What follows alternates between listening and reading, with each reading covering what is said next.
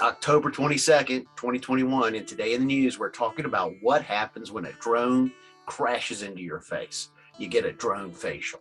With drones anticipated to be filling the skies soon, companies are examining the what-if scenarios. So what if a drone actually collides with a human? It's a question that Assure has tried to answer. Now, Assure stands for the Alliance for System Safety of UAS through Research and Excellence. They did an 8-month-long study. It was part of phase 2 ground collision study. It looked at potential injuries arising from collisions between small unmanned aircraft systems, aka consumer drones, and people. The goal was to study injuries from drone impacts and make recommendations for safety. The great thing is that it's not as bad as you might think. Drones are flexible. They have lots of elasticity, which means they can absorb the energy on impact. It does not impact a person in the same way that a rock would.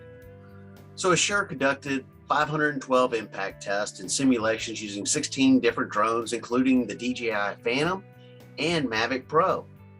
They even added different payloads and weights up to 13 pounds. Now, for these tests, they used dummies and cadavers for impact tests to the head and the neck. And the most common injuries were lacerations, cuts, bruises. Now, even though the science is not exact, it is a good start. They could not predict concussions.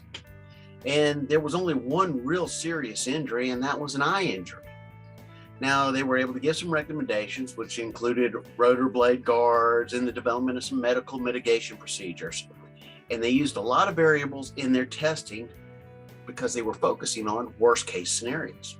The good news is that it would take a perfect hit to cause death. And that could change with real world applications. But what was discovered might surprise you. Drones tend to rotate away from the striking point and take the kinetic energy with them. The most dangerous impact was being hit by the drone body itself, not the rotors. The worst was being hit by a drone that was upside down.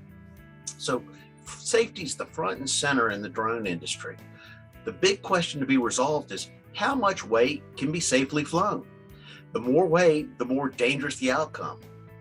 It's a real good start and the future's wide open. So I'm really happy that these kind of tests are going to lead to safer operations and the deliveries of those goods that we're waiting for in our houses.